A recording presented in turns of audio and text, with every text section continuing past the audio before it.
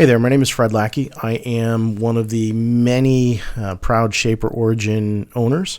And I'm going to show you a quick video on how to use Adobe Illustrator, believe it or not, to create some fairly complex or easy shapes for Shaper Origin. So I'm on a Mac at the moment, but you can do all of what I'm about to show you on Windows as well. Let's start by launching Illustrator, and let's create a new document. So the document can be any size. In this case, I've got 24 inches by 24 inches selected already. I've used it a few times on this machine. It can be any size you need it to be, as long as the size of your workspace or the size of your document is bigger than the item you want to cut out. And so 24 inches square for what we're doing today should be adequate. So let's just select inches, make sure 24 is selected, and hit create. So now I've got this white piece of paper that looks meaningless to most people. And what I want to do is I want to turn on a few features of Illustrator that make this easy to work with and will instantly become familiar to most people. So to do that, I'm going to go in here to View, and I'm going to turn on Rulers first.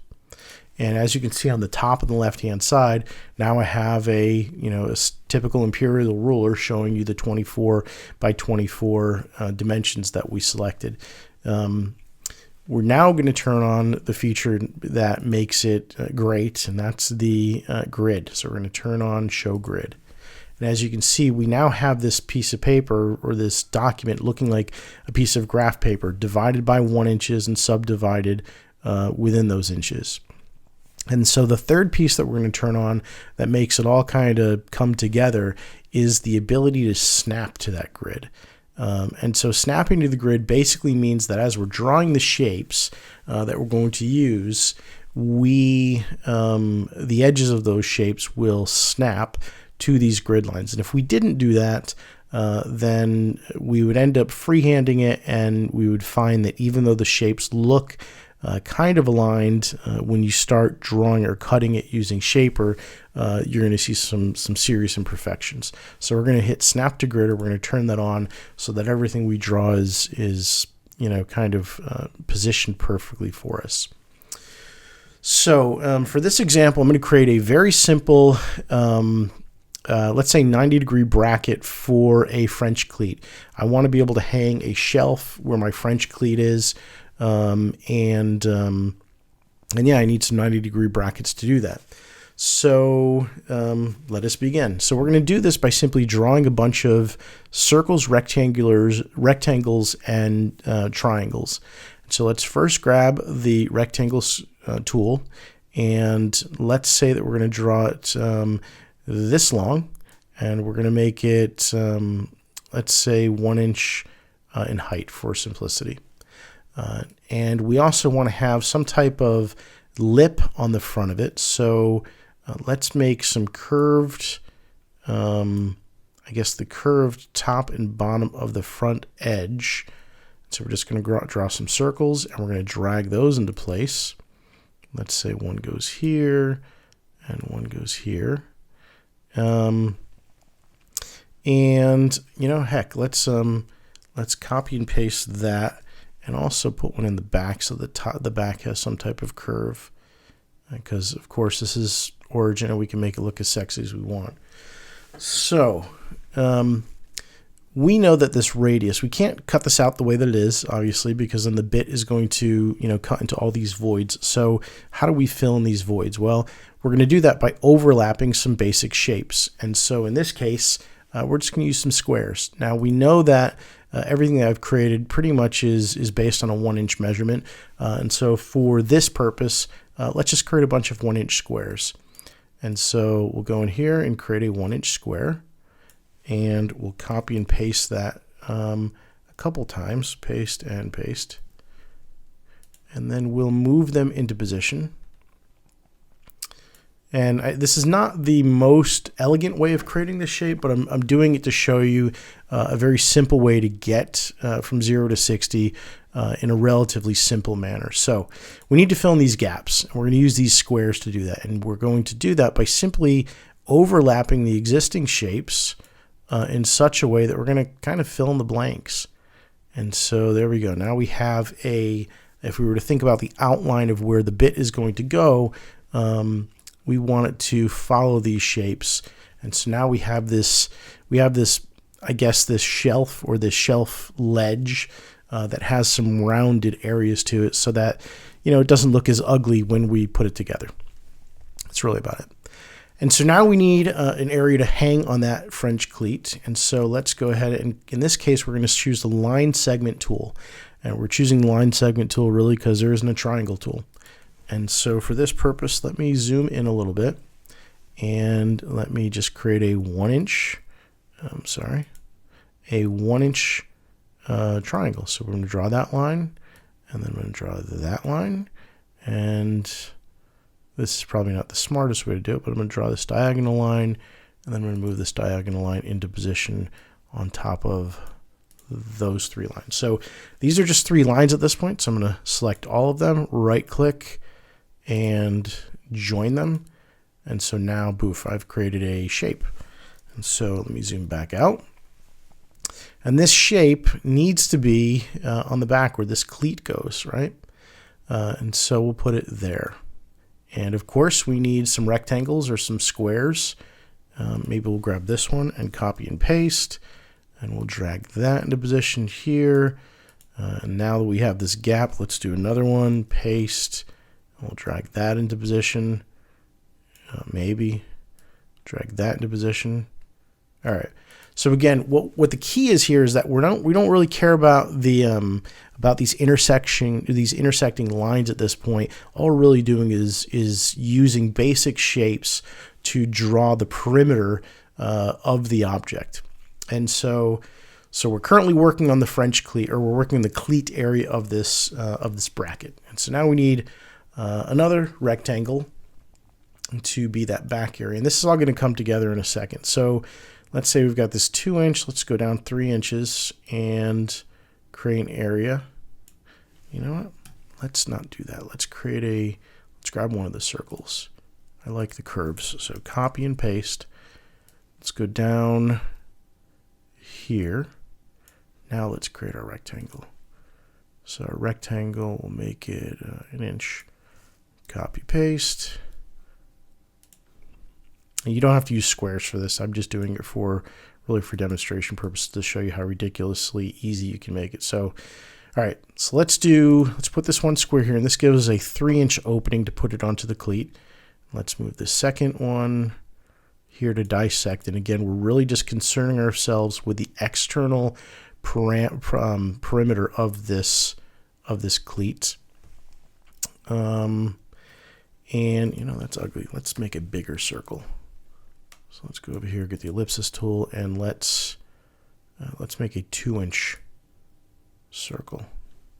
Will that work? Yeah, that should work. We'll go down here.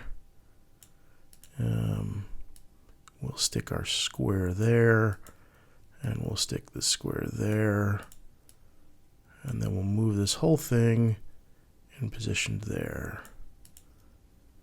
And then finally, we need a rectangle to join all of this together. So we'll go here to here. All right, so if we think about our rather ugly French cleats, we're probably going to have some type of meat in here. Otherwise, it's going to look very ugly. So let's create another rectangle just for the heck of it. And we'll make that. The cool thing about using rectangles, you can put it into position. Like here, we've now positioned it inside of this these grid lines, and now we can drag it and tweak it to get the exact dimensions we want. So let's say that's the dimensions that I want for this, let's say, angle brace. How do I get to that curve? There we go. Now, I'm not recommending that you cut this shape out. I'm really just doing this so that we have something to use as an example, because the next piece is really where things are going to come together. Now, let's say hypothetically that this is the shape we wanted to cut out with Shaper. I don't know why you would want to cut this shape out, but This is a 90-degree bracket, the world's ugliest 90-degree bracket that we want to cut out with the shaper so that we can hang it on a French cleat. After we have all of our shapes together, using just basic squares and rectangles, you can get as elaborate as you want. Here's where it gets cool. We're going to make sure that we have our selection tool highlighted, and we're going to select all of this just by drawing a big box over it. Once we have everything selected, on the left-hand side, there is this very, very cool tool called the Shape Builder tool. So we're going to click on this once we have everything selected, and then we're just going to draw some lines. And we're just going to essentially color in the shapes that we want to include in our new shape. And that's really it. And so when I let go of this mouse, here's where it gets cool. Boom. Our shape is done. This is the shape that Shaper will cut out. Now, we've got to follow some color codes, right? So let's go over here and open up Google Chrome, and let's search for Shaper Origin Template Colors. And let's look on images. I know what they are. I'm just trying to find them. So if you see here, let's click on this. Click on this. All right. So there is a template that I guess we could have used for Illustrator. But here's the colors that matter to Shaper. Basically, the type of the cut that you want, or the type of cut that Shaper will perform, is dictated by the color of that shape. Now, in this case, we want everything that Shaper cuts really to be an exterior cut for what we're doing.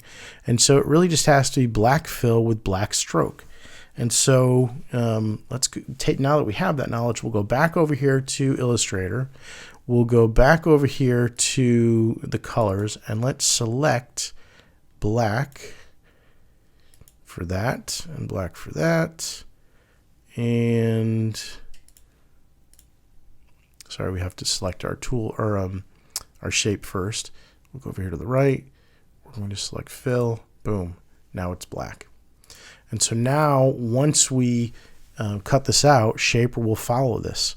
And that's really all we have to do. So we're going to take this.